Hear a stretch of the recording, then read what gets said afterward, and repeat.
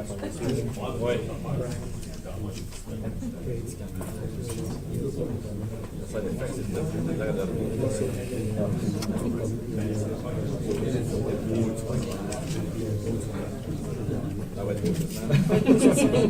Okay, stay away. Ouais. Seigneur, les syndicats, Dieu, stay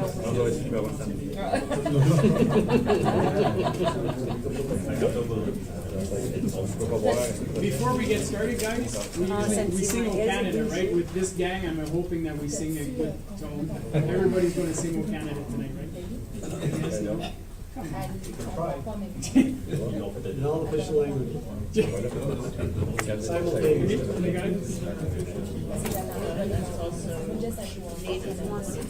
Good evening, everyone. Bonne soirée, tout le monde.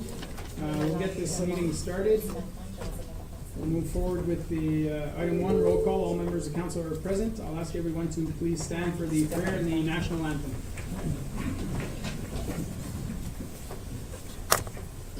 Attendu que le Canada est fondé sur des principes qui reconnaissent la suprématie de Dieu et la primauté du droit, prenons un moment de réflexion personnelle. Whereas Canada is founded upon principles that recognize the supremacy of God and the rule of law, let us take a moment of personal reflection.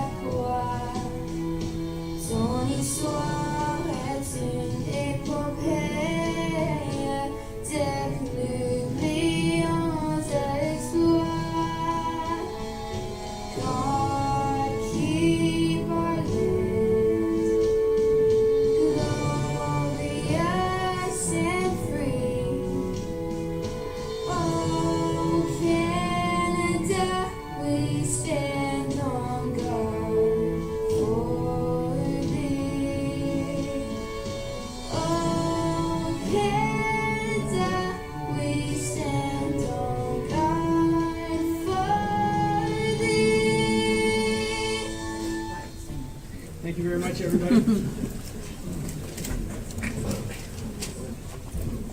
Item 4, additions, deletions, or amendments. We have item 18B, living locally fair for Council Associate. And we have 18C, the PRAC committee for Conseil Brisson. We have item D, the carnival, Emblem Carnival for Conseil Brisson. Anything else to add? Great. So, all those in favor? Item adoption, the agenda, motion to approve the agenda as amended. Need a mover and a seconder, moved by Conseil Brisson, seconded by Councilor Chinoski. All those in favor?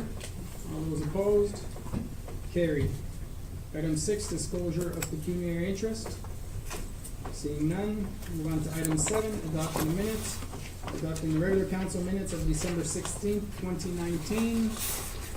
Motion to approve the following minutes as presented. Need a mover and a seconder, moved by Councilor Saucier, seconded by Conseiller Lorrain.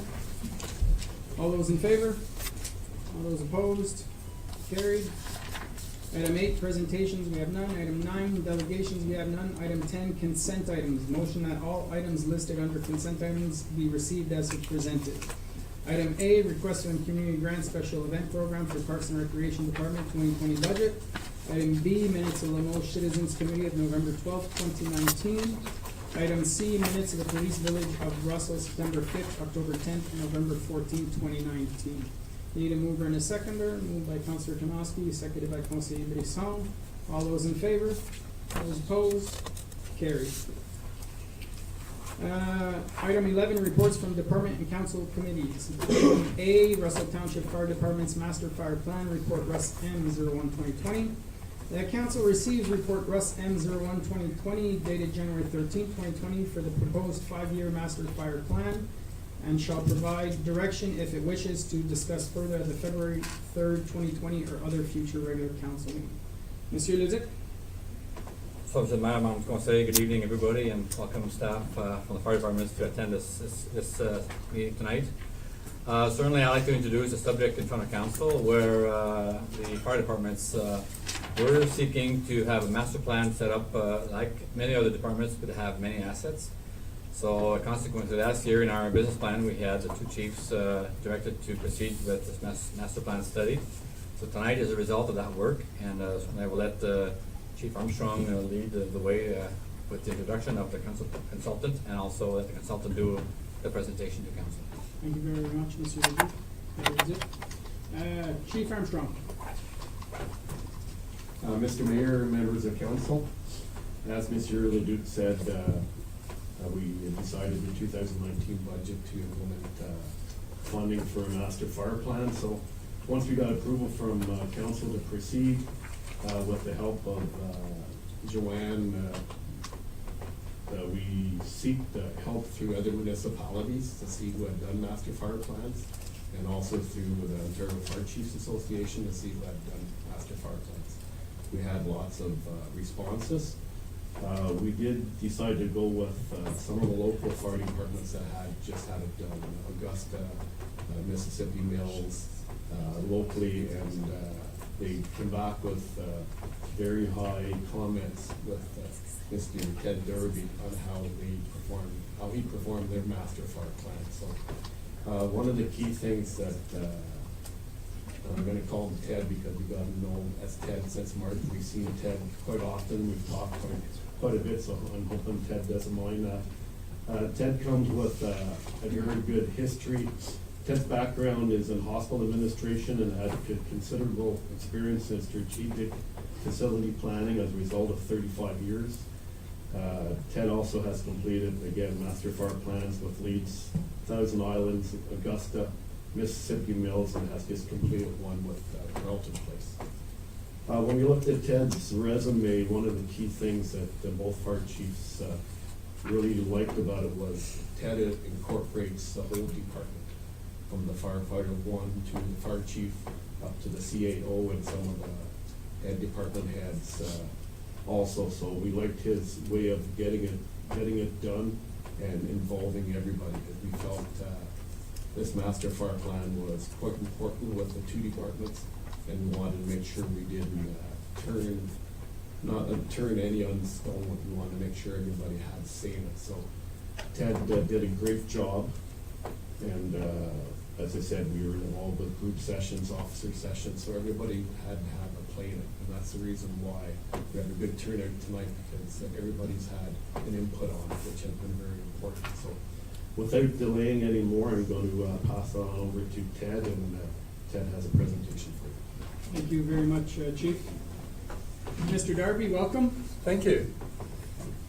Thank you for a kind introduction, Chief, Your Worship, members of council, staff, public. I'm here tonight to give you an overview of the master plan, our master plan that we have done collectively.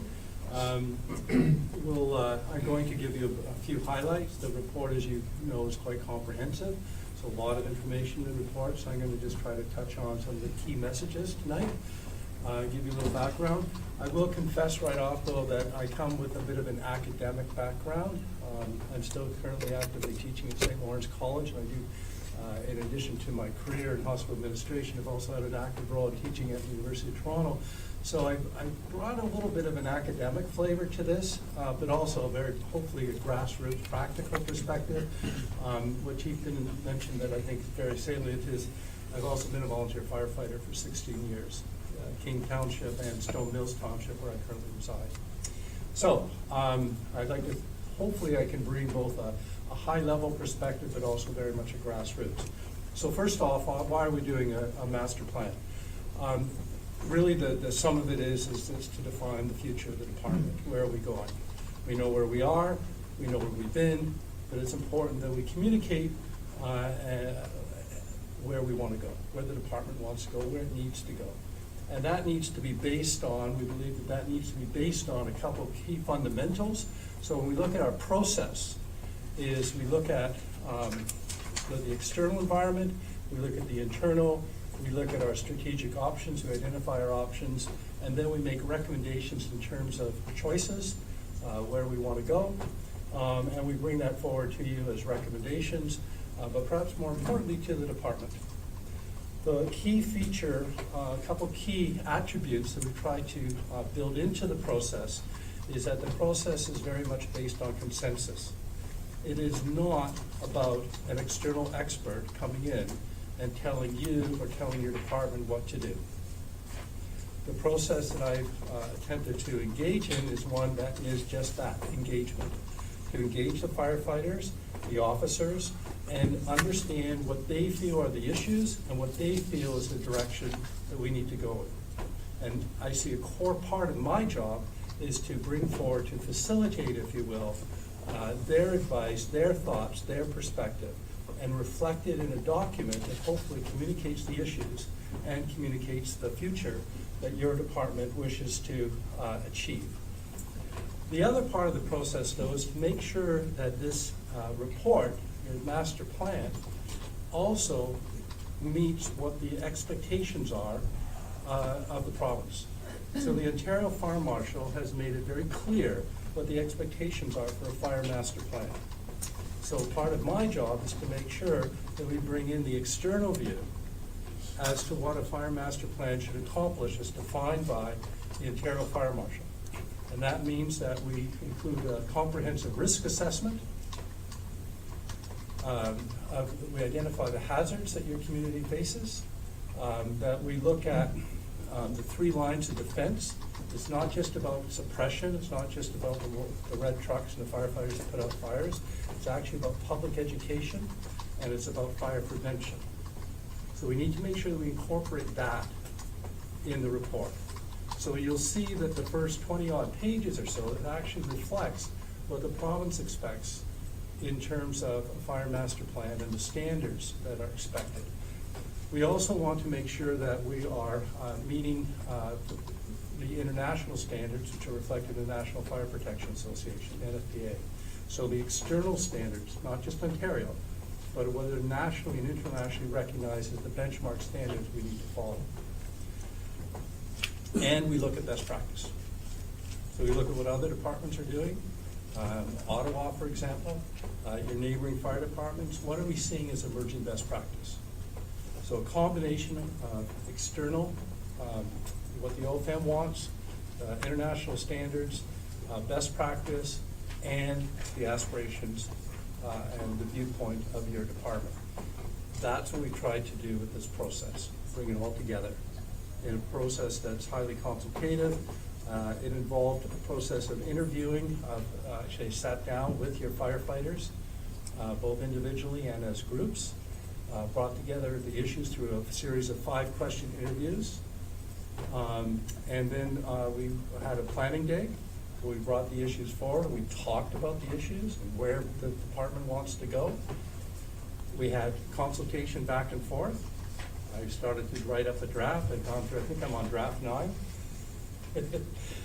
trying to put this all together. And I hope what we're going to reflect today is consensus. Not everybody may agree 100% with everything, but I think and I hope that tonight's representation will indicate that there is overall agreement with the direction that we're proposing. All right, so far so good? So far so good? Okay, so next, findings. So what are the key findings? So first of all, your population has and continues to grow significantly. 2016 census, you're at 16,500. I would expect that you're probably getting close to 20,000 as we speak. And certainly the future, that population growth is going to continue. We also know that your population, the mix within your population is changing as well.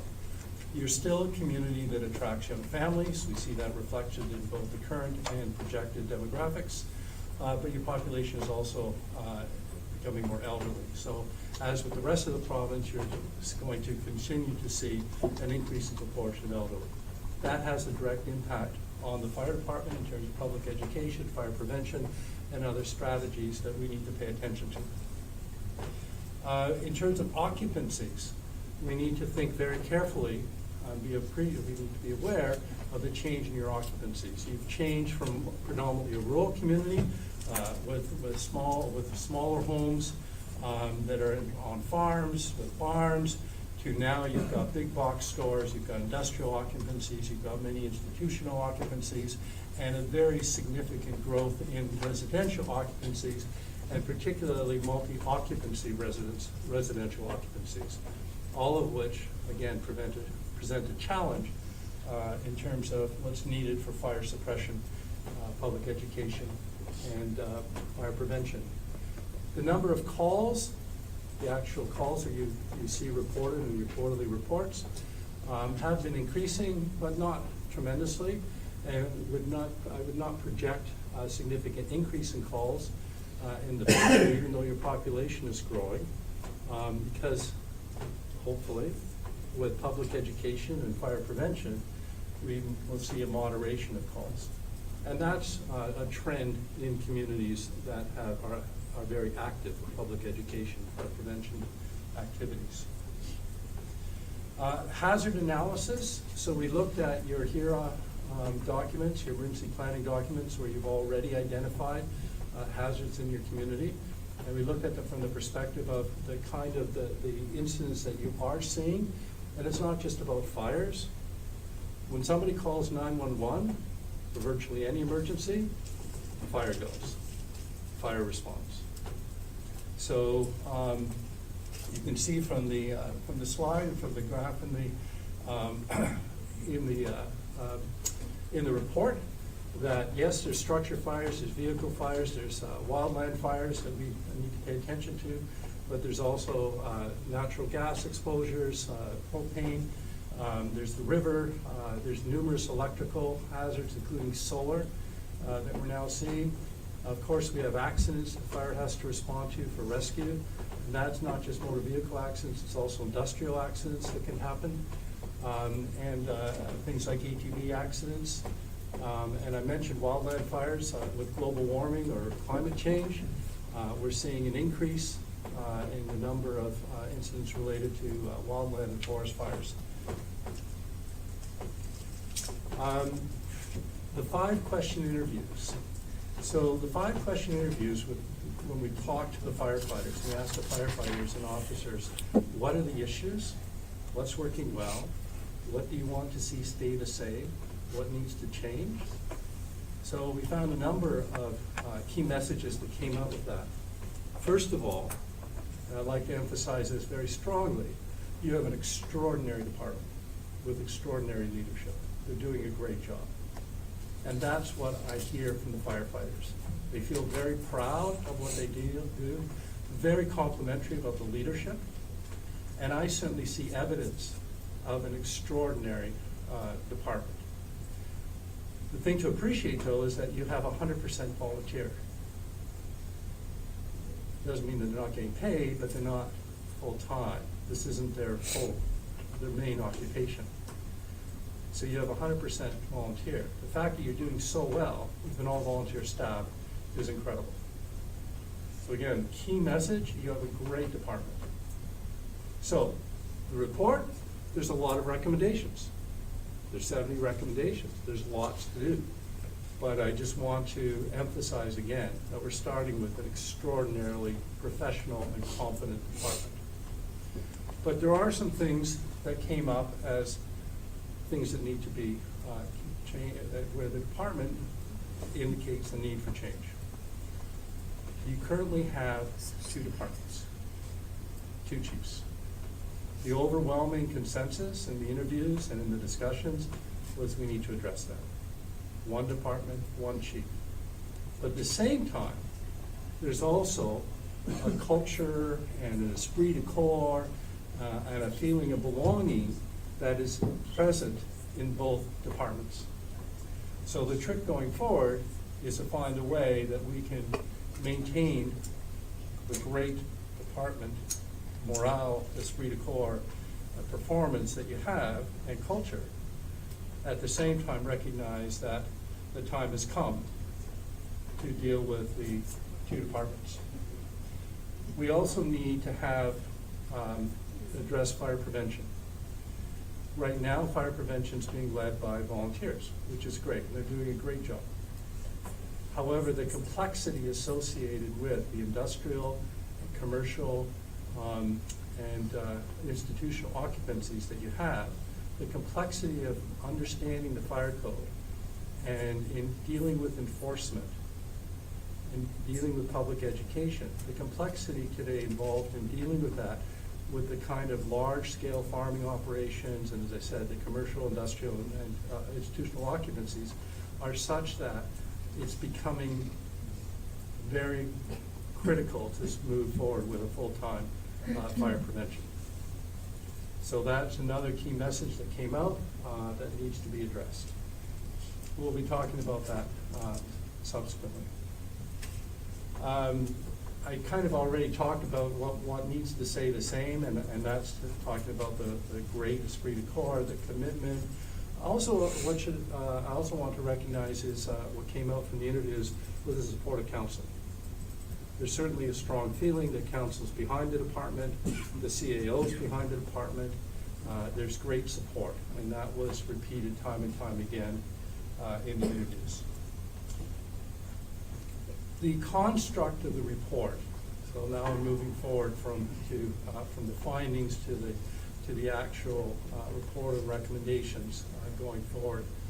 I mentioned in my preamble that I come from an academic bent. So in constructing the master plan, many master plans tend to be operational reviews. I've put this report together such that it accomplishes the core elements of a strategic plan as well as an operational review. And as a strategic plan, I feel it's important to identify a mission for the department, a vision, and values. The mission, what we do. The vision is where we want to be. And the values are how we're going to behave, how we're going to work with each other. So I feel it's very important to actually state that.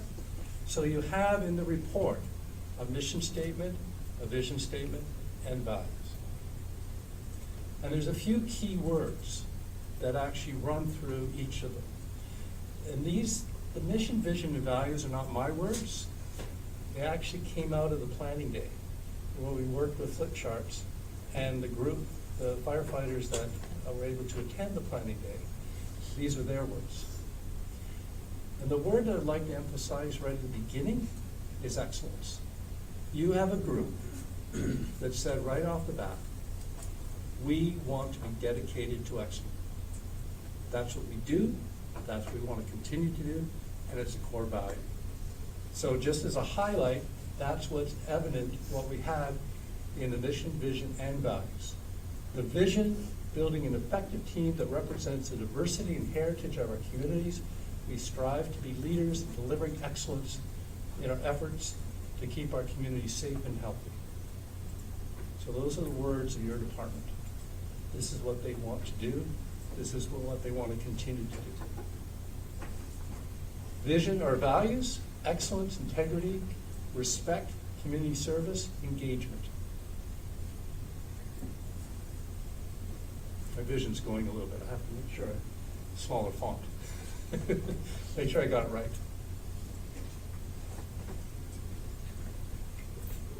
We have organized our recommendations into 6 strategic directions. So these are the core things. Now I'm moving into how we're going to implement our vision. So the core thing that we want to do in terms of strategic directions: 1, safe community; 2, supporting a culture of safety; 3, accountability; 4, supporting innovation; 5, strategic management; 6, collaborative relationships. This is the how we're going to achieve our vision. So now I'm going to go through each of the strategic directions at a high level.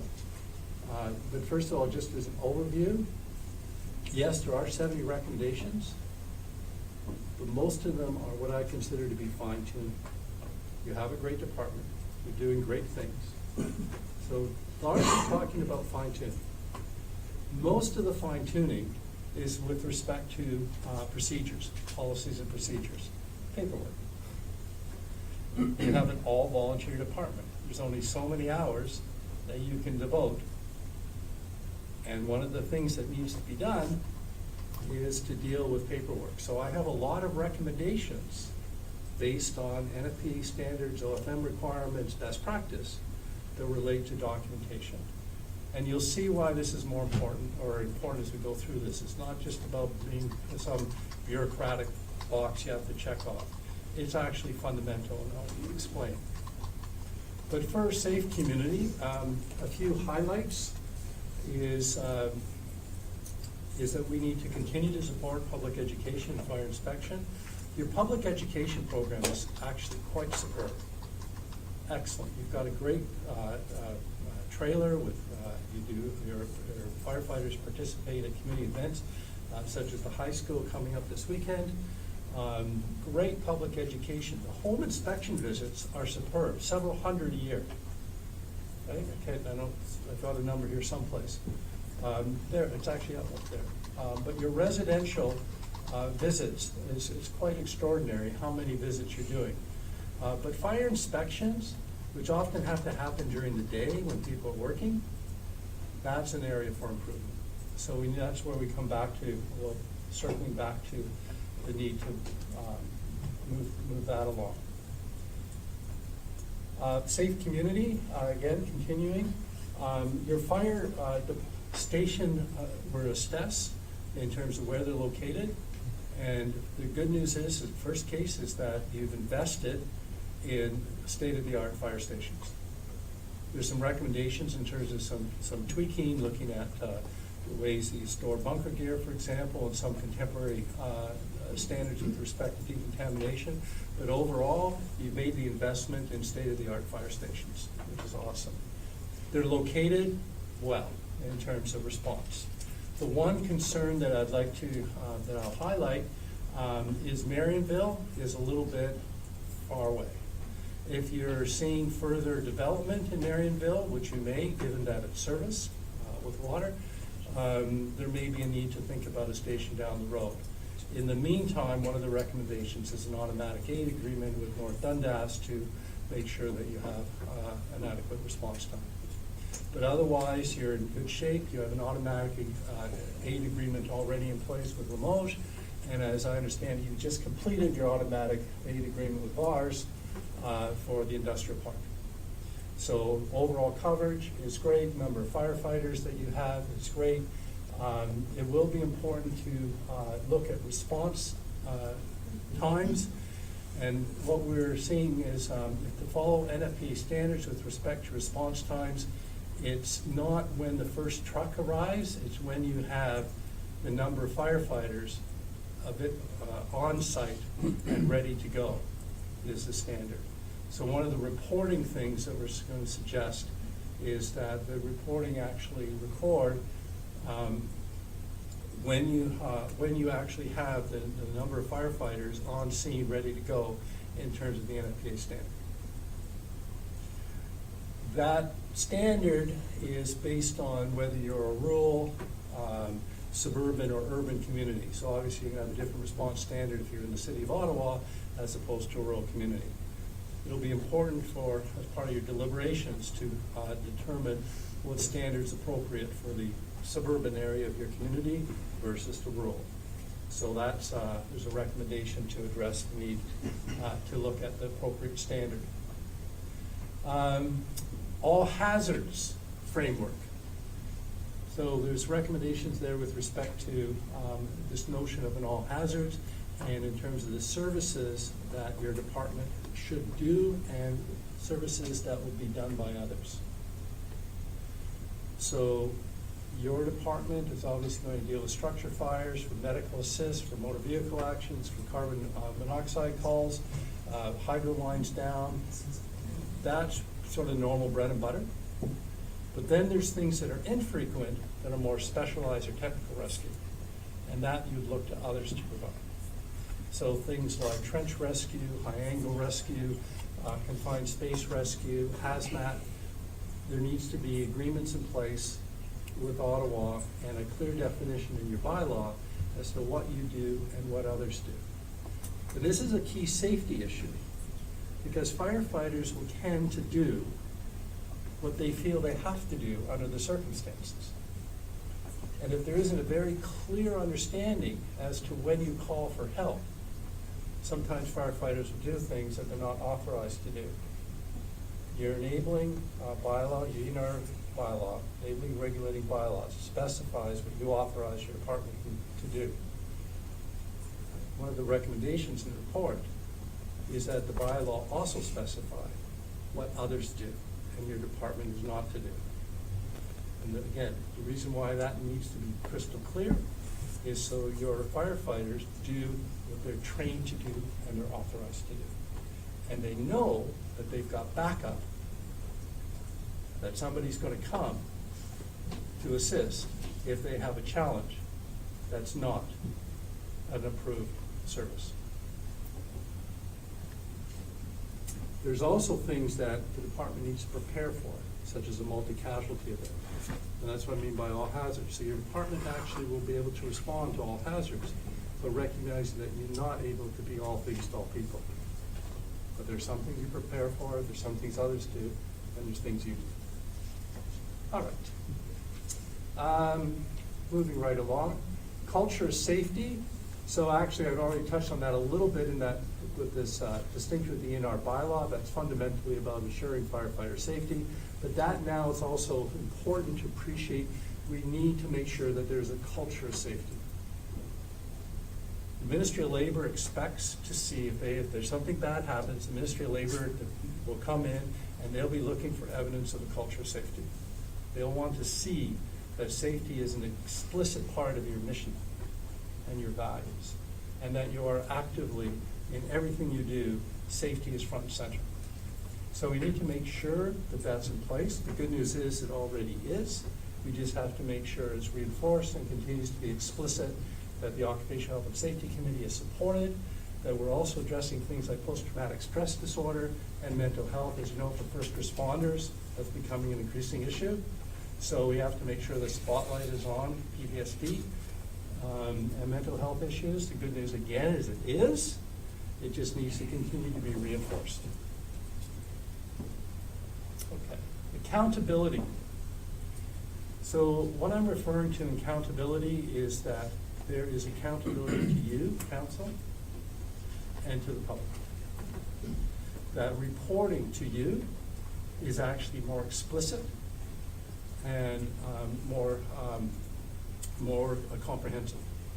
For example, in this chart, this is just an example of the type of information, just one segment.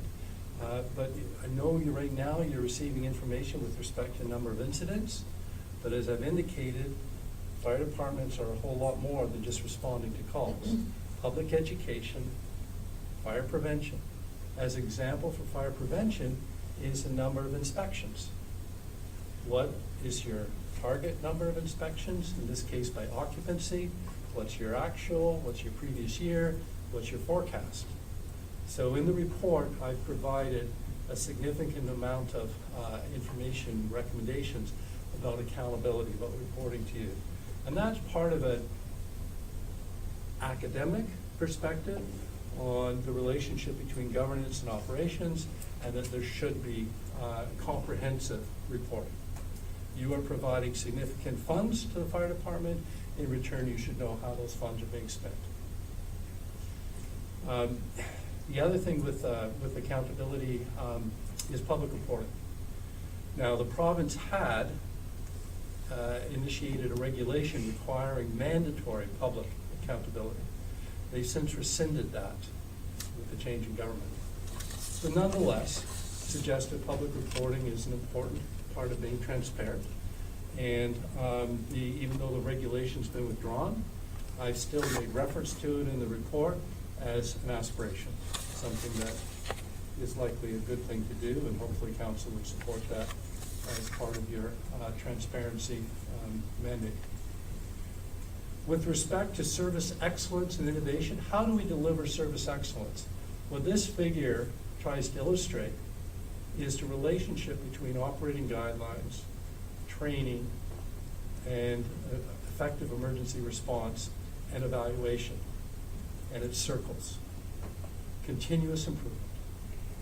Right? Continuous improvement. But a cornerstone is actually defining operating guidelines. Earlier on in my remarks, I talked about the importance of the bureaucratic paperwork, defining procedures and processes that seem to be a pain, but I'd actually suggest that they're fundamental, because if you are not documenting your procedures and processes, how you do things, how do you then develop your lesson plans for training? And how will you deliver service excellence if your staff are not adequately and appropriately trained? And if you don't have a process for evaluation that constantly re-looks at your procedures, you see what I'm saying? It's a circle. So that's the key notion in service excellence, but it demands, what it requires is the time and ability and the resources to develop those procedures, develop those lesson plans, develop the training curriculum, initiate the training curriculum, and evaluate performance. Without resources, the circle doesn't work as well as it should. Strategic management. So now I'm going to get to what is a cornerstone of the report. 70 recommendations, most of which are fine-tuning, but the big issue, I guess the number one big issue, is the change in terms of organization. I'll say right up front that obviously there's a resource issue here. This is a 5-year plan. It's not anticipated that we're going to be able to do it all in a few months. This is going to take time to implement, but nonetheless, the direction, one department, one chief, however, retaining the culture, the best, if you will, out of the two departments as two semi-autonomous stations. So we continue that. I believe that that can be done with district chiefs, and that recognition of the importance of culture and allowing that semi-autonomous flavor, which is no different than we see in government. You're accustomed to as a municipal government with autonomy, but still operating under provincial legislation. We still have the Constitution, it used to be the British North America House, now the Constitution Act, right, that defines the powers between the federal government and the province. So, we're accustomed to working that way, and I think that that's totally achievable with the right people and the right intent, is to make sure that we have the best of what we have now, but move towards a full-time chief, a full-time administrative assistant, a full-time fire prevention officer. You're a community that's gone from largely rural, 8,000 people, 10,000 people, now 16,000 people, now moving to 20,000. This is part of the evolution that we see with other communities that have gone through the same evolution that you have. And then the final recommendation is collaborative relationships, the importance of working well with our other municipalities. This, of course, you're doing, so it's a matter of reinforcing what you're already doing. I mentioned the automatic aid agreements that you have with the City of Ottawa, with the nation, and hopefully with North Dundas. You have a collaborative arrangement already in terms of the training center in the nation, which is awesome. Sorry? Clarence Rockland, my apologies. So with Clarence Rockland, so you have great relationships. This recommendation, or this strategic direction, simply reinforces what is already present in terms of your mutual aid agreements, your automatic aid agreements, and just recognizing the importance of continuing to work together in a collaborative way. And that, Your Worship, concludes my remarks, and I'd be delighted to answer questions. And you may wish to address some questions to the audience as well, since we have firefighters are here. Thank you very much, Mr. Darby. I think it's nice to hear what I believe council and this community already knows, is that we have two great fire departments. They're very well trained, they're very professional, they care about their community and shows in everything we do. I'll open the floor for members of council if you have questions. Councillor Associate. Thank you for the report, and again, I also want to say how fortunate we are to have such great fire departments and your commitment to volunteering to make our community safe. So I really appreciate it. I'm glad you addressed climate change, because I think we're seeing some, severe weather, like ice storms and different things like that, and also, we've had droughts here a couple of years, and then we have where it's raining, like, the water levels are very high right now. So there's a lot of that I'm glad to see would be addressed. My question also was, would you be talking about one fire prevention officer at each? Because you said hiring one full-time, would there be one at each station? So, as I tried to indicate, I see this as a staged implementation, recognizing there are obviously going to be budget issues associated with this recommendation.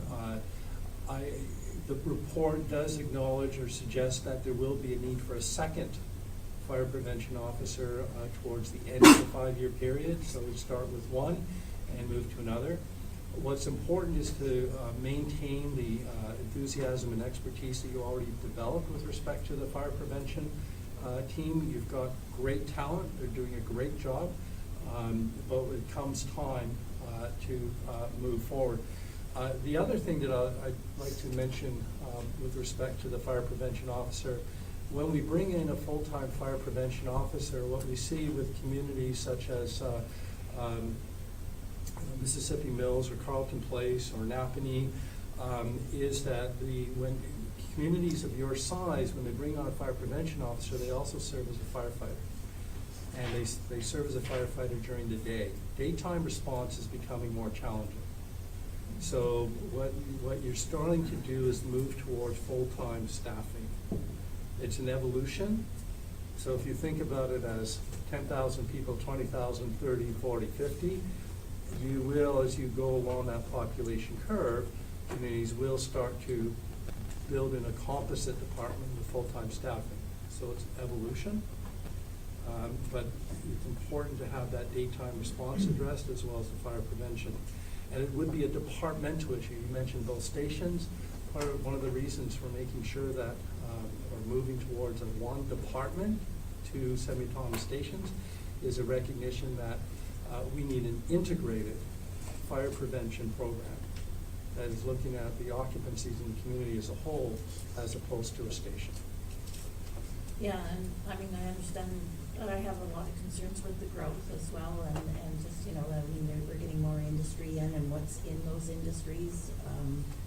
And also, the housing is, built closer together, and so if you have a row house and there's a fire, there's a lot more concern. So some of those issues I was glad to see addressed in the report. I didn't read the whole thing, but it was very extensive. And the one other question I had was about the post-disaster buildings. Like, you were concerned about the fire, the 2 stations. They're not that old. Would they not meet those standards? I would fully expect that they do, simply because they are contemporary buildings. And furthermore, as contemporary buildings, my experience with structural engineers, they tend to over-design significantly. So there's every probability that they meet post-disaster. However, I was not able to uncover documentation to confirm. So it's simply a recommendation to check it out and make sure that that is in fact the case, or if there's some modest changes that need to be done. It's not law. It is required in terms of a new building being built to meet the building code. It's not required to retrofit. But I think from a due diligence point of view, it's important to know. Perhaps the fire chiefs can confirm, but I believe they are. That's exactly right. Thank you. Other questions, members of council? Councillor Karnowski? I just have more procedural question. When you're measuring public education, because obviously that's a key pillar, So I saw in there that we're looking at the number of interventions where we go to a classroom and so on. Is there any in the system throughout Ontario? Are there any other measures of the effectiveness of that public education? Like, I don't know if there is anything. I was just trying to, when I was reading that, I was thinking like, that's the information that's given out, and it seems like it's a good thing. But how do we measure that? That's an excellent question, and I do not have an answer for that directly. The indirect response would be that as part of an accountability structure, that's the kind of question that should be addressed.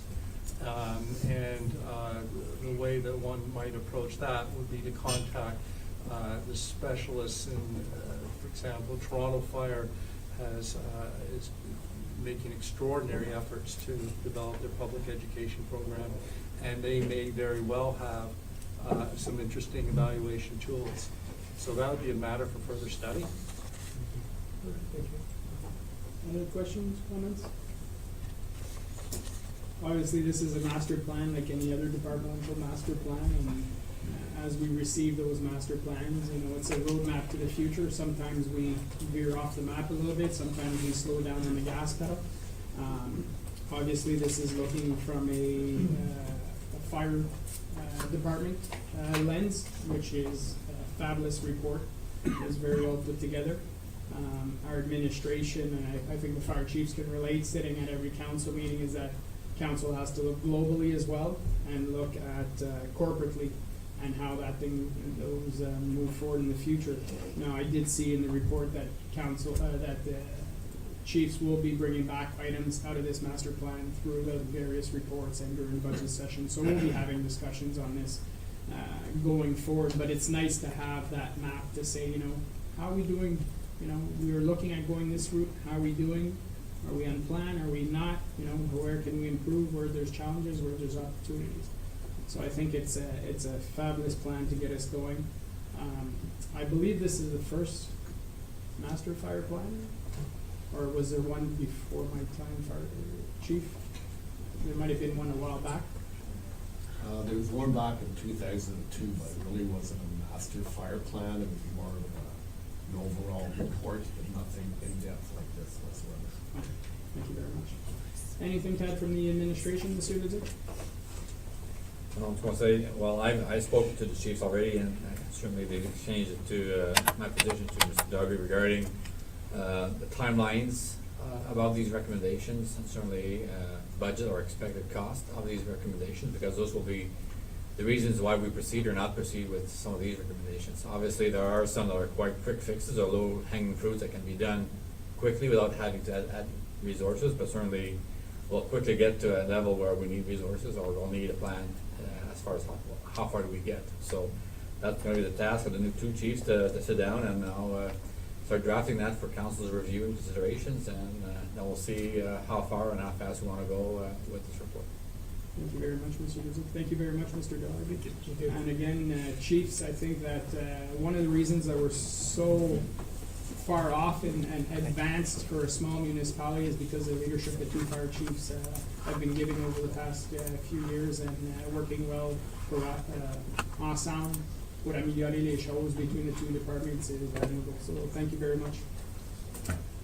We'll move on to the next item, item B, removal of part lock control report PD 03-2020. Questions, comments, members of council?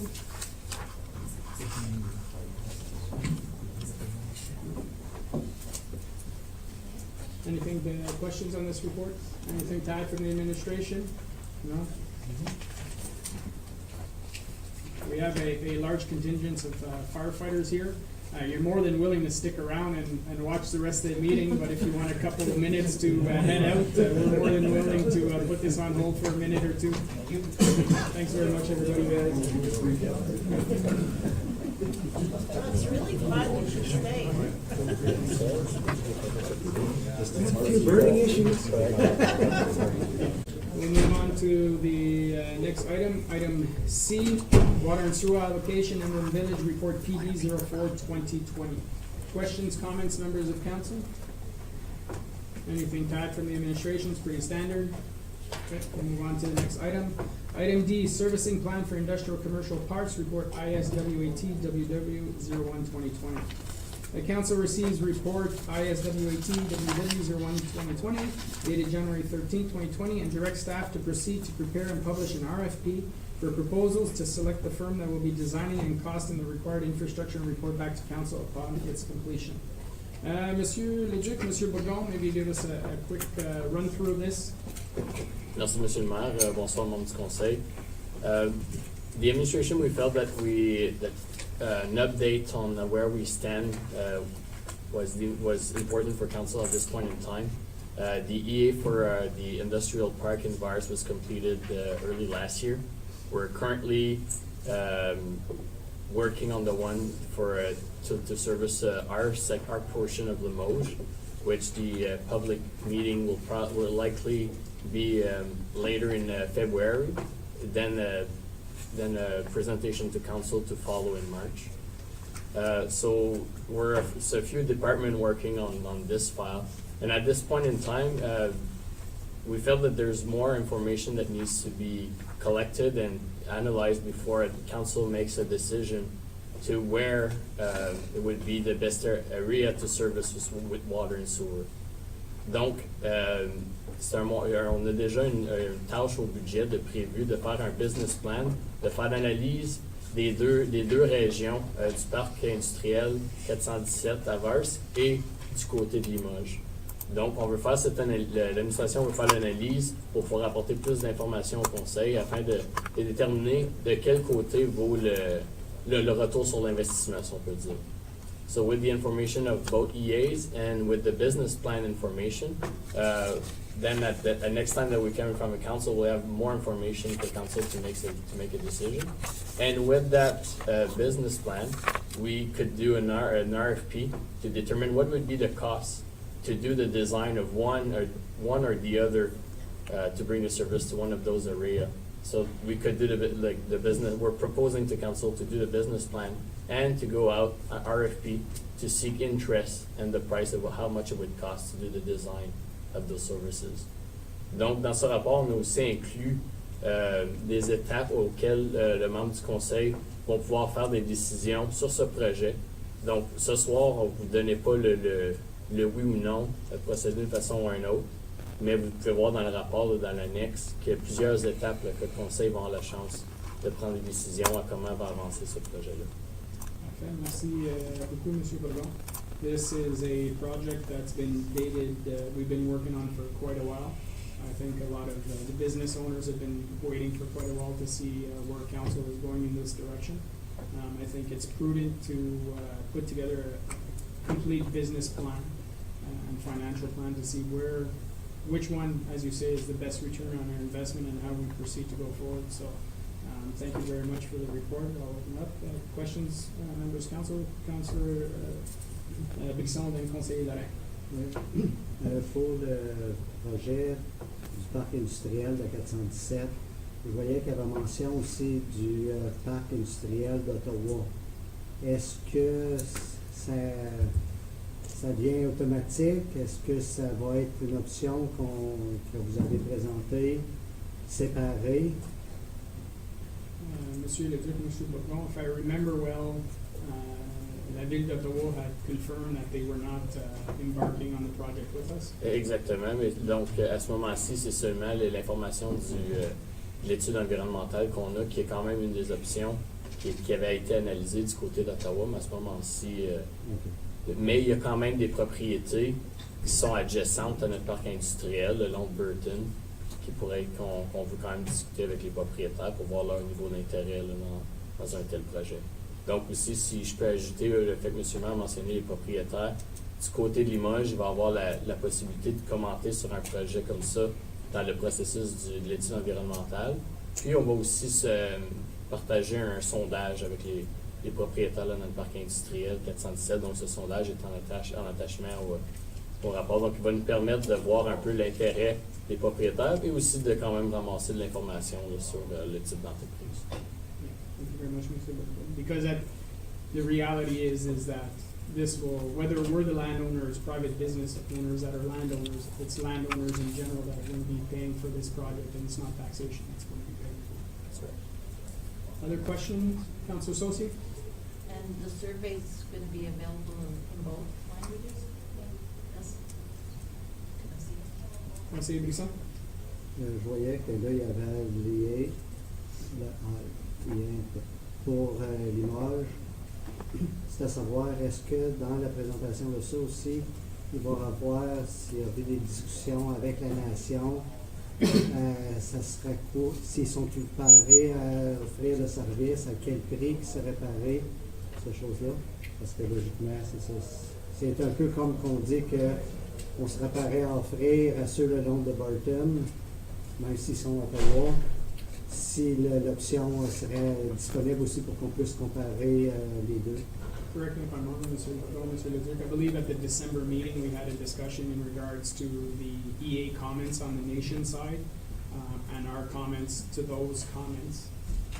But essentially, I believe at this point in time, Nation has signed a memorandum of understanding with Clarence Rockland, and there doesn't seem to be any interest to align ourselves with us. Mr. Godin? Et je pourrais ajouter aussi que dans le but de notre IA, on a c'est comment apporter les services sur les propriétés non desservies présentement du côté de Russell. Donc, les options, ce qui va être présenté, c'est vraiment des options de comment apporter les services dans cette région-là. Donc, c'est ce que le IA va présenter, puis c'est quoi l'impact sur l'environnement. C'est ce qui est le but premier là, d'une étude environnementale. Mr. Leduc? Council, Mr. Mayor, and myself did meet with our counterparts at Nation, and we also said that this study, the A in Limoges, would give us an approximate idea of our costs if we were to bring our own sources there. Because they've asked us, are you interested in participating in our projects with Clarence Rockland? We said, well, before we do commit to a response, we want to know how much it would cost us on our own end, how to bring services there, compared to their option with Rockland. So this project, this report will sort of things have multiple purposes, which is one will be, do we participate in their project or not? So again, that's another level of information we'll be getting for council to consider when making a decision. D'autres questions? Non? Autre chose d'autre à ajouter, M. Bourdon? No? We'll move on to the next item. Item E, rental request for Russell Senior Club 55+, report PR 01-2020. Questions, comments, members of council? Councilor Lorraine and Councilor Sosi. Just in the recommendation number 3, it says that this request be considered as a no-charge contract as per agreement and thus apply to account number. What is account number XYZ, whatever it is? It means nothing to me. I don't understand where that's coming from. So if I can get an understanding of where we're allocating those funds to, please. Monsieur Leduc, Madame Victor, or Monsieur Godin, who would like to jump in on this one? Madame Victor? Thank you, Mr. Mayor. Good evening, members of council. That's the account where all the no charge comes from. Let's say like for the ice from the Sport Études, all the ice that we give to the schools, this is where it's coming from. So it's a 110 account. It's under council's budget, so. But it's not the community grants? No. Okay. No, it's a different account. It's confusing when I see, when you identify which account it is without telling me what that account is. Yeah. Monsieur Leduc? A few years back when we were cleaning up our finances, I think council had asked us that we do repertoire, all the freebies we give out to the community. That's why we created that account. And we only keep track of those freebies that are given to the community. So it's only a tracking perspective for us, and also for council to consider when they're approving these kinds of things. Oh, I'm 100% No, in favor. just explaining where to members of council, maybe where it's coming from. Yeah, if in the future we can just add Sure. a little description of what the Yeah. account is with it, just so that we know. Okay. Thank you. Councilor Tarnowski? So I've got two questions, one pertaining to this. So account 6842 is where we would typically put community grants. And this is 6843, where we put everything else. But don't we calculate, so Mr. Leduc just said that this was a place where we could account for all this donated. The community grants are doing the same thing. What's the difference, just for clarification? think these are more the ones we have a contract for, Madame Dufell? Yeah, thank you, Mr. Mayor, members of council. Yeah, so the no charge basically are really contracts, like ICE, I mentioned before, and the free halls for this particular one. Every other grants goes through the grant program. They need to make an application, I bring it to council, I recommend it, so it's completely different. So the no charge ICE is part of, let's say, the policy that we have for the 25 hours of free hours for the schools of ICE time every year. So that's part of a policy. So this is where, and like Mr. Ludwig mentioned before, we wanted to keep track of all those no charge that has nothing to do with the community grants. So that's why we created that separate account, which is under council's budget. So for example, if ever we have the ongoing, not formal agreement with Trivia Night, but if Trivia Night were to come and we put a contract in place, this is the line item that it would go under, correct? Basically, yeah. Councilor Janoski? Second part of my question is, in provision number 2, is there a planned deadline cancellation timeline for club reservation cancellation notices? Madame Dufell? Thank you, Mr. Mayor, members of council. Of course, the administration would be respectful to the club, so we wouldn't, unless it's a big emergency. But let's say for advanced polls, for example, we usually have them at the, in the hall. So, and we know this very much in advance, so we would let the club know that they would have to cancel their day. Okay, but there's not a set timeline? No, per se? no, I think it's just to be respectful. More of And a if case it by becomes case. an issue, then we could maybe set a real formal time. Mr. Ludwig, what you want to do? Yeah, just an example, which is not happening right now, but let's say for funeral gatherings, this is not taking place right now, but let's say something happens, somebody passes away and they want to meet next Monday, for example. Is it sufficient amount of time? Do we need 3 days? Do we need a week? Do we need 1 day? It would depend, and again, that's the leeway we're looking for is just to be able to say to the group, we have to cancel it because there's a bigger event or there's more people coming in than normally it would be with the seniors. Sometimes it might be 10, and there might be, how many, 50, 60, that could happen. So depending who's renting and for what reason, there might be a cancellation issue to consider. And I think this is a good way of approaching that, you know, the hall's not being used, we're giving it to you. If somebody wants to rent and pay for it, then we're not going to lose that revenue, we'll cancel your, you know, being respectful, of course. And then, but I think it'll be more a case by case basis on these events. Councilor Associate? So they're using it every day, that's the plan, like what are the hours? Madame Guitar? Thank you, Mr. Mayor, members of council. That's what the request was.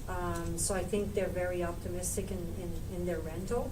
So we will try. I'm a bit skeptic about the 5 days a week, but if it works, it works, and if it doesn't, it doesn't. So we'll just cancel some bookings and we'll just reassess the whole rental contract. And it's like mornings or something? Or It's all day. All day? Most of them, yes. We have to refuse 2 afternoons. The contract was attached. So we had to refuse 2 afternoons because we already had some bookings. But yeah, so, and the Friday night at the youth center. And Okay. then Schedule B has all the Yeah. dates. Because the youth center wasn't available, like It's in the not day. available during the day because this is under the school board contract. We cannot use the hall during the school hours for the security of the students. Okay. So that's always been like that. Because I've taken courses during the day before there, like painting classes. Painting classes during the day? Yeah, I used to take them there. in the That's a morning. long time ago. Before, when it was being run by the, No, this was just a couple of years ago. Last year, I think. Painting during the day? Yeah, with Paul Shipley, the art classes. Okay. We'll have to I look. could double check. I know for one booking, we did ask a special permission to the school and they did allow it. Okay. But like every day, this would be it would be contravening to our agreement. So, we don't want to put them in that position. Because right now, the seniors are taking basically 2 mornings at the Frankenmuir Hall. thank you. So it's free of charge? Yeah. Okay. And they have their lunch once a month. Conseiller Brisson? Ça fait que ça va faire un peu comme qu'il y a déjà en Brun puis à Marionville. Parce qu'en Brun, ils ont déjà leur salle qui ont accès. Effectivement, leur local. Même là, c'est pas un local, tout le temps, parce que Marionville aussi, ils ont la salle, leur section à l'arrière, qui ont, Madame Guiton? Thank you, Mr. Mayor, members of council. The seniors in Marionville have, it's not their hall like Emblem. Emblem is really more exclusive, if you want to say. It's really their hall, because everything that is in that hall belongs to them. We own the four walls, and we own the furnace and the HVAC, the building itself, but what's in there belongs to the seniors club. And it's not the same case in Marionville. There might be a few things that they own, but not everything. but they have access, like in Marionville, it will be not the same thing as this. They have access whenever they're asking free of charge. Yeah, unfortunately, they don't go anymore. It's very, very rare. They have their dinner once a month. It's not as busy as No, Yeah. no. Parfait. D'autres commentaires, d'autres questions? No? We'll move on to the next one. Item F, revised performance appraisal policy report CAO 01-2020. Questions, comments, members of the council? Conseiller Buisson? Juste savoir, elle disait que ça allait pour tous les employés, sauf les pompiers. Je demandais aussi, comme pour le staff de la bibliothèque, est-ce que ça tombe sous ce chose-là ou si le staff de la bibliothèque est sous la direction de la bibliothèque seulement? Ça serait en dessous de corrige-moi si if I'm wrong, Monsieur Leduc, ça serait en dessous de la direction de la bibliothèque. They have their own policy in regards to staffing. Yeah, the library has their own policy, and fire department, well, they're part-time individuals, very part-time, and chief may have some type of review, but not under this policy. Donc, dans cette policy-là, elle devrait mentionner pompiers et staff de la bibliothèque? Non? Monsieur Leduc? Malheureusement, le staff de la bibliothèque n'est pas considéré partie de l'organisation, donc Mais c'est dans les ce sens-là pompiers, que je oui. les exclus. OK, mais les pompiers sont C'est ça, considérés. exactement. OK. Parfait. C'est pour ça que je voulais juste clarifier. OK, merci. Parfait. D'autres questions, membres du conseil? No? Move on. Item 12, reports from investigator of the ombudsman, we have none. Item 13, notice of motion, we have none. Item 14, question period on meeting of the day. If we have anyone who's interested in posing a question, please come up to the lectern and state your name and address for the record. Seeing none, we'll move on to item 15, resolutions. Motion that council approve all recommendations listed on the agenda under number 11, reports from departments and council committees. Need a mover and a seconder? Moved by Conseiller Brisson, seconded by Conseiller Lorraine. All those in favor? All those opposed? Carried. Item 16, bylaws. Motion that council approves bylaws 2020-001 and 2020-002 inclusively for first, second, and third reading as listed on the agenda. Need a mover and a seconder. Moved by Councilor Chinoski, seconded by Councilor Lorraine. All those in favor? All those opposed? Carried. Item 17, new business reports, we have none. Item 18, item A, Councilor Mike Chinoski, amendment to council remuneration expense bylaw from verbal notice of December 16th, 19. Councilor Chinoski, you wanted to discuss these items, I'll let you speak to it. Thank you. So now having a little bit over a year under my belt, sitting at council, and with feedback that I received during the election process, I thought it'd be a good time to bring some of these points to bear. So my idea here is to kind of initiate a discussion. I'm not saying that I know everything and I want this to be this way, so I'm entirely open to discussion. So first of all, over the first year in council, I know we had some extra meetings, but typically, I think we can count on about 24 meetings. I understand that we don't have meetings in July and usually one in January. So then we have the budget meetings, and then so two days of budget meetings and the meeting where we listen to the public. So around 24 meetings that we have typically on any given year. If I look at the time that I spent, obviously there was a learning curve for me in the first year as well, but if I look at the time that I spend in terms of doing this position, typically sitting here at meetings is about 35% of my time. I would say for preparation for the meeting, especially in this first year, was a bigger percentage of my time. And then correspondence and events around that amount of time that I spend on it. So one of the things that stood out to me when I was learning about this position and going through the election process, one of the particular clauses where it says that if I miss a meeting, after 5 meetings, I get a penalty of $50 for a missed meeting. I thought that seemed a little bit weak in terms of accountability, and so I wanted to bring that forward. And I bring that forward, again, open for discussion. And the idea that I'm trying to do is to just set the accountability on both sides of that coin.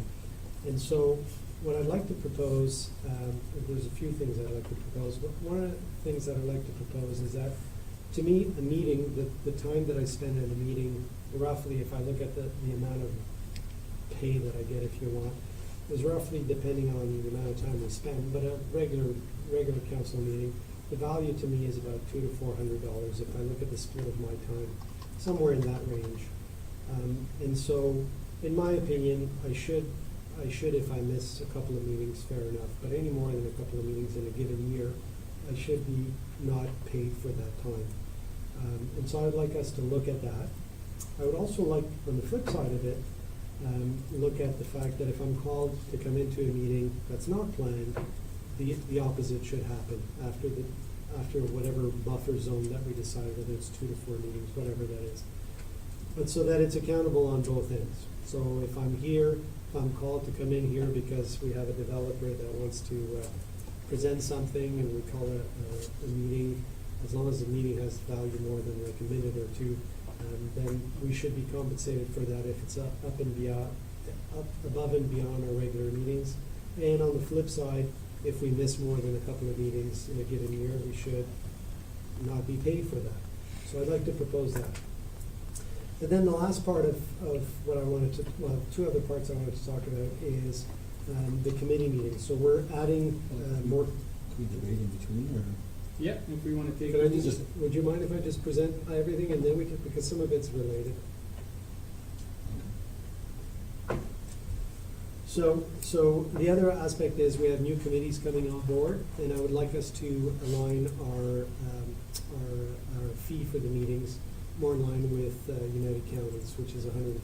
So again, to reflect more the time that's spent at those meetings, preparing for those meetings, and so on. So depending on how many meetings that we chair or that we are on those committees, so that would be reviewed. And finally, the last bit of the last part that I wanted to talk to, and I was told to bring it up at this point, is for our volunteer committee members, our residents that are part of the committee that give their time freely. I would like to see us recognize them with the value of a dome walking membership. It's nothing that is going to cost us anything because we have the capacity, and it's a way to recognize their input, their value, and so on. So I'd like us to look at that and discuss the possibility of doing that. So again, the value of a walking membership, and what I mean by that is that if that person wants to get a gym membership, then we put that value towards that membership, but the value of a walking membership. So those are the 3 points I want to make. Okay, thank you very much, Councilor Tarnowski. Open it up to other members if they have comments. Councilor Leray. I guess I'd just like to understand more of how many meetings are you looking at and what the dollar value penalty that we're doing, that you're proposing for this? Because I have many concerns over the entire concept of it, so I'll start with that. So if I understood what Councilor Tarnowski was saying, you were talking about sort of like the baseline being 24 meetings, is that correct? That's right. So we have 20 regular council meetings during the year. We have 2 budget sessions, that's 22. We have the public budget session, 23. And perhaps, not in election year because there's orientation and stuff, but then we might have a big hot subject for one specific item that we want to discuss. So we're about 24 meetings a year. So if I understood this, you're suggesting that If we go above the 24 meetings, then we would be compensated for those additional meetings. If we miss more than a certain amount, then we would get penalized, and you're looking for like basically the same amount, is that correct? Yeah, so I'm looking for a balance. The way it's written there, where we can miss 5 meetings before a penalty even starts, I find it somewhat kind of abusive or not accountable, certainly from my perspective.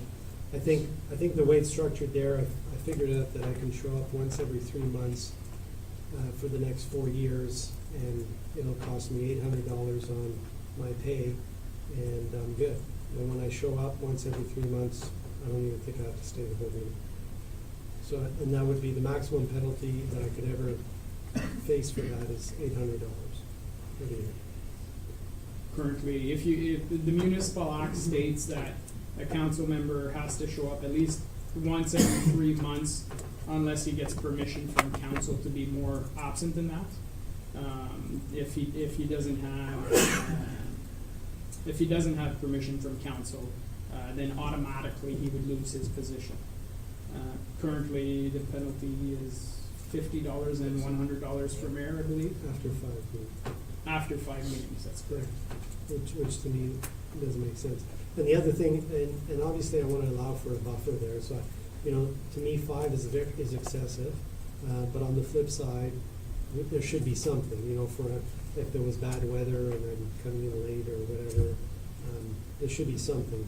I have no issue with if I have to miss because of work or whatever, that I don't be paid for this part of the time. And recognizing that me sitting here today is not why I get paid the entire amount.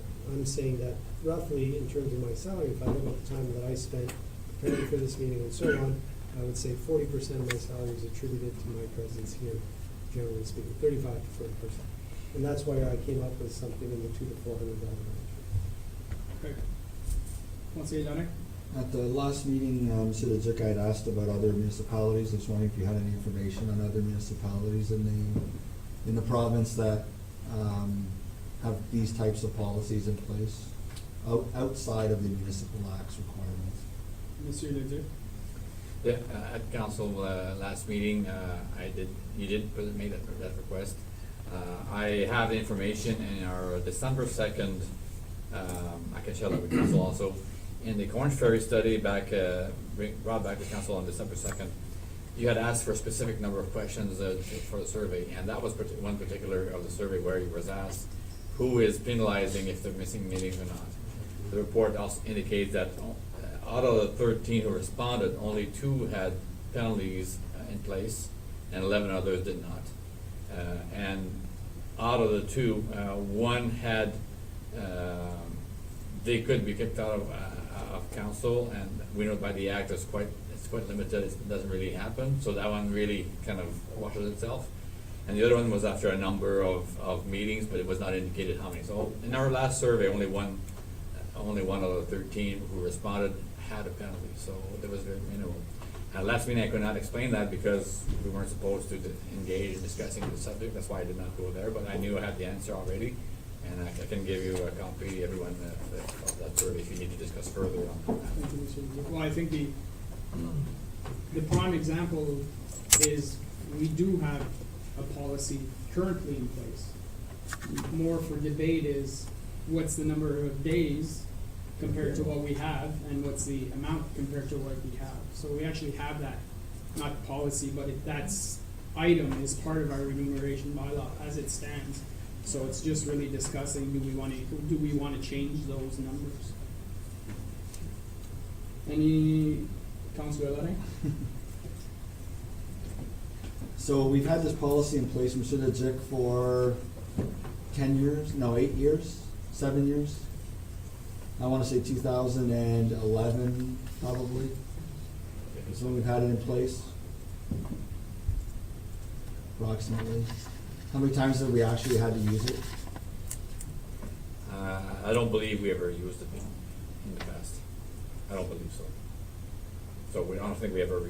No, I don't think Went there, anybody, in anybody my was recollection, penalized. I don't think anybody's gone Yeah. beyond the 5. Well, the answer is 1.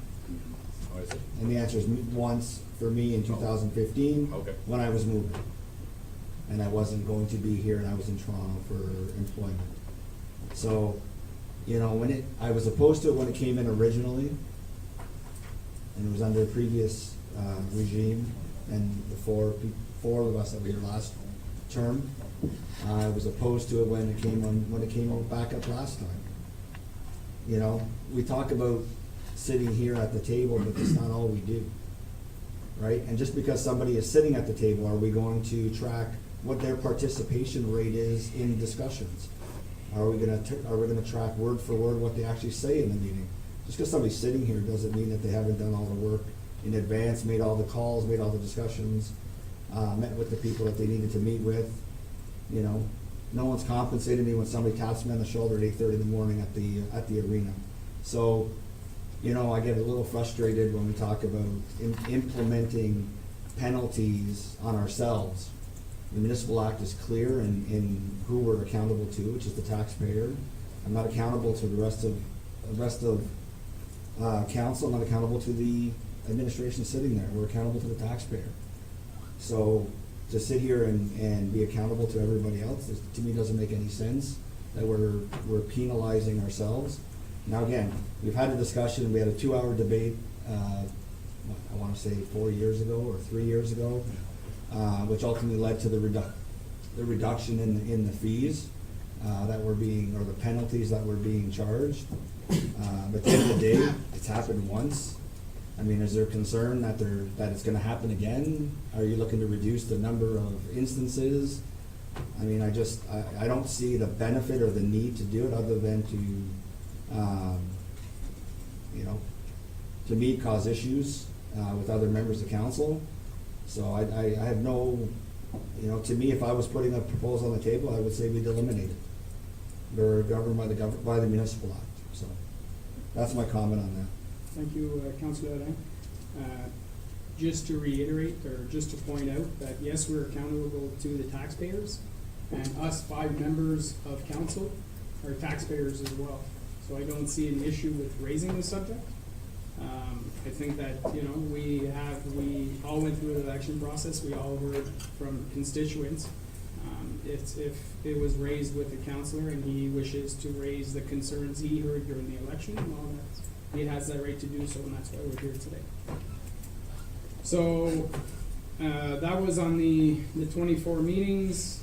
The other item you mentioned, Councillor Tarnowski, was raising the committee meeting remuneration from $50 to $105, was that correct?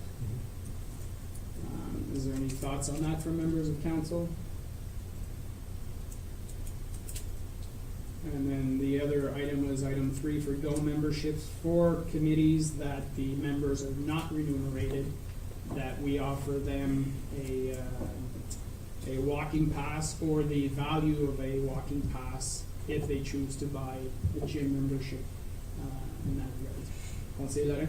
How much is a walking pass? Is it an annual pass? Is it a monthly pass? Like, what are we talking? An annual pass is roughly about $70, $80, Madame Paul? 75 plus tax for residents, Per residents. Per year. Per year. per year. So it's $70 per year. For a committee member. And again, by just a virtue of having a walking pass, it's not really taking anything away from us. It's not eliminating somebody else to use the walking pass. It's a thank you for being part of our community. Thoughts on that? Okay, Conseiller Buisson? Moi, j'ai aucun problème. Je sais qu'il y a certains autres business, même, que c'est employés, puis elles autres, on pourrait les considérer comme employés, même s'ils ne sont pas rémunérés. C'est comme un 60% d'un gym, d'un abonnement à un gym qui est payé. Ça fait que, mais pour tout le gym, ça fait que ça soit comme la valeur d'un walking pass, comme tu disais, si quelqu'un veut le gym au complet, il peut prendre ce 80$-là puis l'accommoder aux choses. Oui. Même, moi, je serais prêt à l'étendre à tous les employés de la municipalité. Une chose. Qu'il y en a d'autres entreprises et qu'ils ont leur perspective que l'exercice c'est bon pour ton staff. Fait que même là-dessus, je serais prêt à l'étendre aux employés. Pour revenir au point de vue du salaire par réunion de conseil, comme réunion de comité, personnellement, moi, j'ai pas de problème de le garder à 50 parce que plus tard des réunions, c'est environ un 2 heures qui me donne quand même 25 de l'heure. OK, il y a de préparation dessus, mais il y en a certains comités qui en ont moins, d'autres qui en ont un petit peu plus. Fait que personnellement, surtout qu'on s'était déjà alloué une hausse pour le salaire général avec le coût de la vie, puis il y en a certains autres comités, certains autres comme municipalité, que ils n'ont pas ce coût-là additionnel. Leur coût, leur revenu annuel, annuel de conseiller, ça inclut toutes les autres réunions. Donc, nous autres, c'est un peu un boni. Fait que, comme je dis, personnellement, moi, je serais bon de le garder à 50 avec conscience tranquille, avec le temps que je mets dedans. Fait que là, pour mes deux, Okay, deux so, choses. we're not voting on this evening, we just have to give direction to staff on what to bring back, if anything. So I'll ask the question, we'll go item by item. The first one in regards to the dome membership. Do we seem to be in favor of having the administration bring that forward back at the next meeting? Mr. Leduc? A question for council, if a member sits on 2 committees or 3 committees, does he get 75 times 2 times 3? Good question. So. You mean volunteer? Yes. So I think it's for volunteering your time to the corporation. If you're giving, 2 hours or you're giving 5 hours, in this case, it doesn't matter, it's 1 per person. So, do we want that change brought back at the next meeting? We seem to see, yes, it seems to be that change, so it will be voted on at the next meeting, but, you can bring it back forward in that area. Councillor Associate? Okay, so again, the 5 missed regular meetings without penalty. I kind of agree with both of you on this bit because, it hasn't been an issue, maybe once, but it hasn't been an issue with the council. And then as Councilor Moran stated, like when you have a job, your job maybe comes first and you have to go to work. So I see that point, and then sometimes things arise, there could be an illness, there could be something in the family. So I'm just wondering if we need to just look at it sort of case by case. Say one council member was being abusive with what we felt as a council and maybe as staff as well, that they were being abusive with the amount of time that they're away, that then it would be addressed and looked at as to why. I'm just wondering if that's a possibility. Like, I understand having something in place in case, you could have somebody here that's not showing up, and then it would be a concern. So you have a response to that, Councillor Tanaski? Councillor Johnson, then. So I agree with you that there is no issue here at all right now. And my point is that if there's well-established guidelines, it helps address issues when they arise.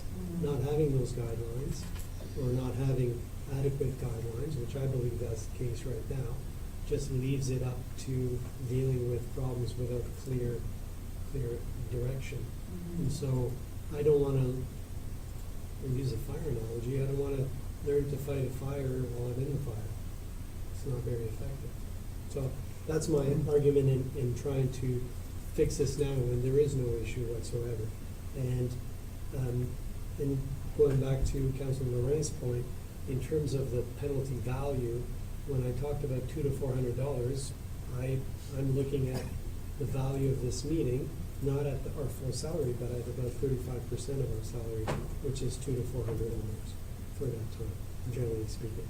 So my point being is that it's not, yes, obviously our job is a lot more than just sitting it here, but that portion of it, I accounted for 35%, was over I think just over $400 if you look at time value. And that's why I said somewhere between 200 and 400, just so it was a little more significant. And again, it's not a punishment, it's more of a, if I don't show up to work, you know, because I'm sick or whatever, I'll be covered, but at some point, I'm not covered anymore. That's just the way it works. And that's why I brought that up. Okay. Conseiller Brisson? Juste un commentaire ici. I don't want to wait that we have a problem to deal with it. Yeah. And that's why I do support part of Councilor Tonovsky.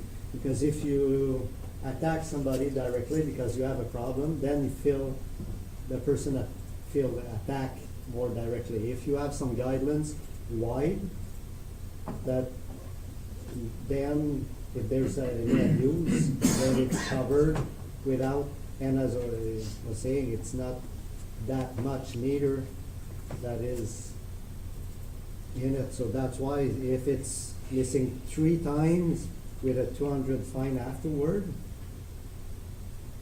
that's the, It's not a big deal. it's not a big deal afterward, because I know there's some other committee that you're paid by the time you go. So just our committee, there's 2 of our committee, they're paid by the time that they go to the meeting. It's not a general, so that's why, and they missed the first one and they cut the first one. Here, we even leave it 3 times per year.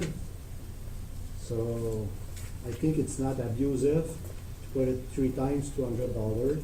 It's nothing abusive, and it controls that if somebody is getting abusive, that you get a bit of money. You just don't have to deal with it at that time. But that would be my suggestion if they bring it. And I think as well, as you mentioned, currently, members of council are getting their $50 when they go to a committee meeting. If they don't go to the committee meeting, they're not getting paid. That's it. So, I mean, the rationale is not far off to say, if you don't go, you know, if you don't go to a council meeting, you don't get paid, but we're not going to that extreme. Right now, it's recommended that, you know, we're talking about the number of days that is allowed to be missed, and we're talking about the amount of penalty compared to what's already existing. And let's keep this in mind, and Councillor Tarnowski's suggestion that if we go above those 24 meetings, then there should be some compensation there as well. So I understand you're trying to find a balance, but I think it's, you know, it's something we already have in place. That's really how much and how many times before it kicks in. Councillor Tarnowski? One last little comment that I'd like to make is, at the end of the day, if we decide that we don't want to do that, whatever the decision this council makes is fine, but I would then prefer not to have any regulation around it. Because for me, you're allowed to miss 5 meetings and pay $50 is really more of an insult to the general public than anything else. So let's not have anything if we're not going to have anything without teeth. Because that to me is, like I said, I can pay $800 and not show up here for the rest of the year, or show up once for dinner, say hi at the meeting and leave. I think we've seen examples in the past. Not of people who are sitting at this table. Just my issue is, and I'm talking, it may not be for necessarily myself, I'm just talking in general terms. Somebody could be sitting at this table and not participating, but because they showed up and they sat here, we're gonna say, yes, that's a meeting that they've attended. And somebody could have legitimate reasons for not being here for those amount of times, and you're gonna take money away from that person versus the person that came here but didn't do anything. And I've had people fall asleep at this table, and they're still getting paid for their meetings. So it gets very frustrating when we sit here and we're policing ourselves. The Municipal Act is what polices and governs municipalities and councils. So why are we going over and above that?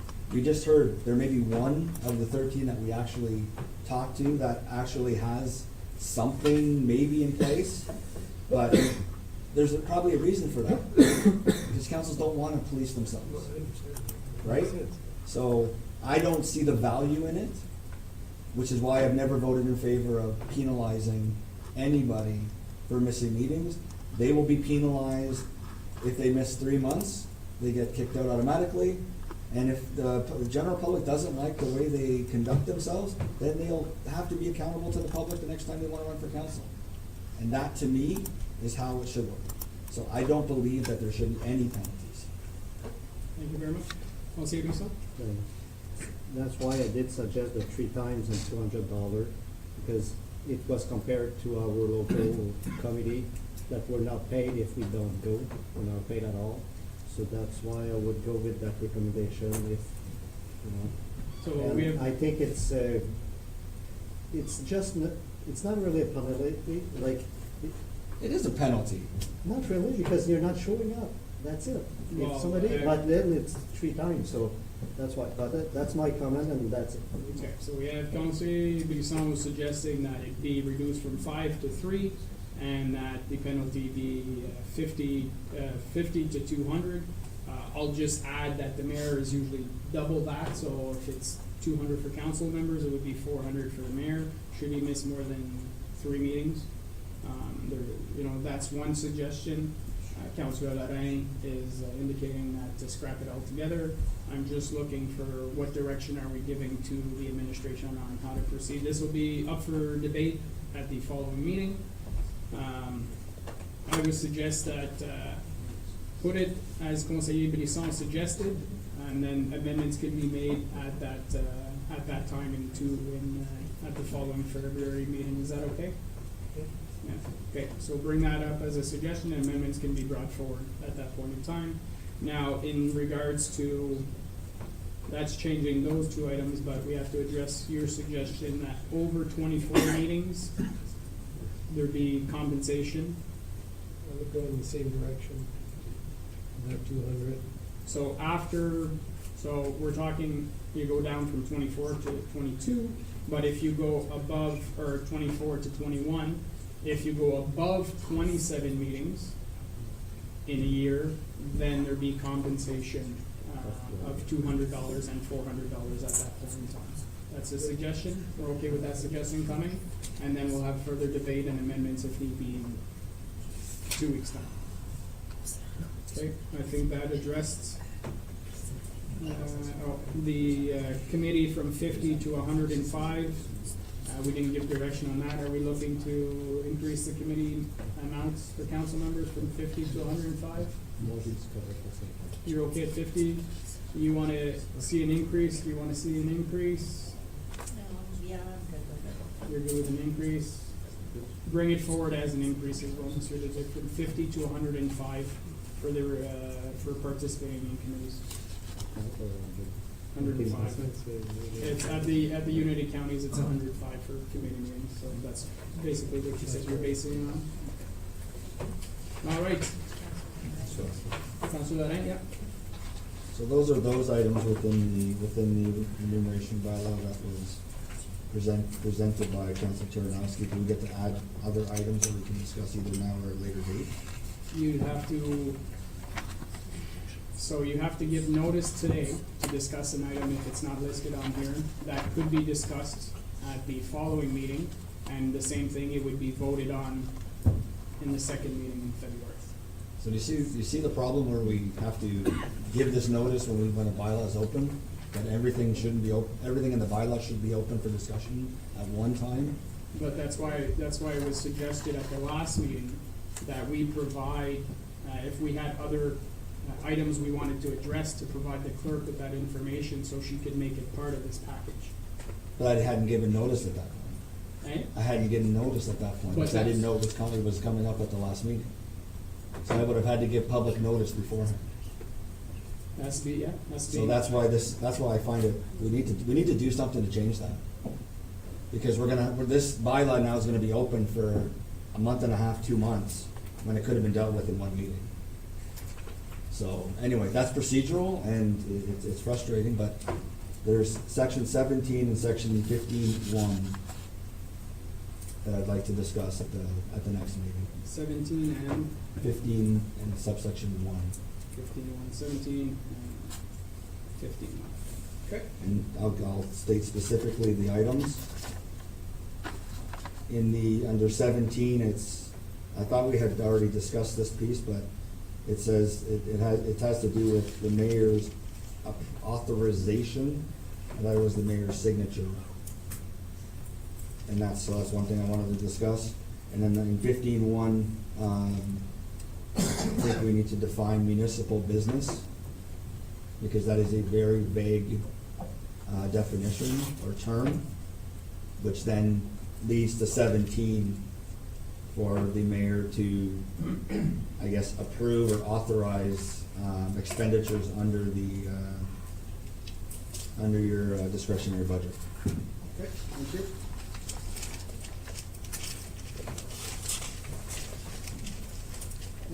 Next item, 18B. Monsieur le Duc. Une suggestion pour le procédural. Il ne faut pas réouvrir le règlement 2-3 fois ce qu'on pourrait faire, exemple, sachant qu'il y a déjà une deuxième motion ce soir, c'est de passer au prochain meeting, peut-être, exemple, une première lecture, un et deux lectures, pour faire 3 lectures, puis lorsqu'on aura discuté du sujet du conseiller Lorrain, là, il peut y avoir les 3 lectures de fait sur tous les amendements. Donc, un seul vote. C'est une suggestion que vous pourriez considérer la semaine prochaine quand ça peut être apporté. Oui, définitivement. Je veux dire, it's not like we're sitting here without a bylaw in place. The bylaw as it stands right now, no changes have been made. The changes only come into effect once approved by council. So there's nothing hanging, staying open for this period of time. Okay. Merci, Monsieur le Duc. Item B, Councillor Saucier, living locally fair. Yeah, I just want to remind everyone that the 12th annual Living Locally Fair is this weekend, Saturday, January 18th from 9:30 to 4 at St. Thomas Aquinas High School in Russell. It's free to attend, but they do ask if you could bring a non-perishable for the food bank. It's, a wonderful event. There's approximately 110 vendors. And I'm just verifying, is Township there at the event this Saturday with the booth? Yes. Yes, we are. We have 2 crews, one morning and one afternoon cruise. Great, excellent. So thank you, hope to see you there. Thank you. Le conseiller Bisson, in regards to the PRAC committee. Oui, ça serait juste pour qu'elle soit considérée, vu qu'on parlait de venir de discuter plus du Rec Center, que le PRAC Committee soit considéré pour les discussions du Rec Center, au lieu de faire un autre sous-comité. Je sais que l'autre terme, il y avait 2 comités, mais souvent ça se répétait de un à l'autre, puis il y avait la moitié des membres qui étaient les mêmes pareils. C'est pour ça que il y avait, quand on a discuté un petit peu à la dernière réunion du PRAC, l'intérêt des membres était que, au lieu de faire un autre comité, que ce soit le PRAC qui s'en occupe, parce qu'on verrait une idée globale aussi qu'on pourrait discuter du REC, mais aussi des autres autour, des autres conséquences et tout ça. Okay. Ça, c'était de quoi de discuter. Monsieur le Duc. Mme Guittard et moi, on a discuté de cette question-là par rapport à ce qu'elle prépare un rapport pour le Conseil pour dire maintenant on est en phase 2, quel est le travail de la phase 2, quel est le travail de la phase 3. Évidemment, ça va être influencé par la réponse qu'on va recevoir sur notre expression d'intérêt. Puis, dans ce rapport-là, on va indiquer si on suggère ou non la création de recueil de comité comme par le passé. Donc, on a vu l'efficacité ou non du comité dans le passé par rapport au comité additionnel pour le REC complexe. Donc, on va réfléchir sur cette question-là, dépendamment de ce qui va être comme mandat à la phase 2. Puis, on va voir si c'est à la phase 2, si on en crée un ou non. Est-ce qu'il y en aura un pour la phase 3, oui ou non, dépendamment de la situation. Mais on veut préparer un rapport au Conseil pour vous suggérer oui ou non, puis pourquoi, qu'est-ce qu'ils vont faire. Parce que le problème, à un moment donné qu'on avait, c'était qu'est-ce qu'ils font. Lorsqu'on n'a pas encore de projet définitif. Donc, on a discuté sur ça, puis on va préparer un rapport pour le Conseil sur cette question. Okay. Merci, Monsieur le Duc. Everybody okay with that suggestion? Okay. Parfait. 18 D, conseiller Brisson sur le carnaval d'André. Oui, c'est juste un reminder à tout le monde que le carnaval commence même ce jeudi. C'est du 16 au 26, dont certaines activités qui ont ce dimanche, le brunch des optimistes, qui est, je crois, de 9 à 1. Puis le 26, c'est le brunch des pompiers, qui est des mêmes heures. Il y a aussi, qu'est-ce qui est très populaire, le caribou, soirée caribou. Puis je pense qu'il y a une autre soirée aussi, pub, ou quelque chose comme ça. Night. Hein? Ben, là-dessus, c'est caribou. Puis il y en a une autre, l'autre Pub côté, night. pub night. Fait que juste un reminder qu'on est déjà rendu au carnaval. Le temps passe vite, que ça commence ce jeudi. Okay, merci beaucoup, Conseil Brisson. We'll move on to the next item, item 19, public consultations and hearings, we have none. Item 20, motion to move into closed session at the hour of 7:47 PM to address matters pertaining to section 239 of the Municipal Act 2001, SO 2001, chapter 25, consider matters relating to 1, sale of land in the industrial park under section 2C, a proposal pending acquisition or disposition land by the municipal or local board, and items 2 and 3 under the same heading and the same clause, and item 4, closed session minutes of the regular council meeting dated December 16, 2019. Need a mover and a seconder, moved by Conseil Brisson, seconded by Councilor Canosky. All those in favor? All those opposed? Carried. Thank you very much. We're going into closed session, everyone.